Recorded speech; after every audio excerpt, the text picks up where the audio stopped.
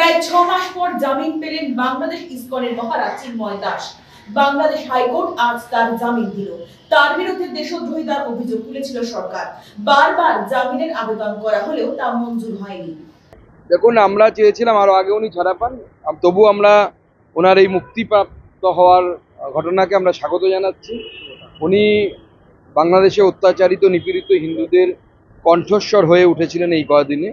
আমার বিশ্বাস আগামী দিনে উনি বাংলাদেশের হিন্দু রাইটস এইভাবে লড়াই চালিয়ে যাবেন। আপনি কি কলকাতায় যাচ্ছেন ওনাকে পশ্চিমবঙ্গের অবস্থা আমরা পরবর্তী সময়ে সিদ্ধান্ত নেব, যেহেতু উনি একজন অন্য দেশের মানে মানুষ, তো স্বাভাবিক নাগরিক, স্বাভাবিকভাবে তাকে ডাকা নিয়ে এই মুহূর্তে আমার মনে হয় আমাদের চ্যানেল অ্যাফেয়ার্স মিনিস্ট্রির সাথে কথা বলে যাবে। ঠিক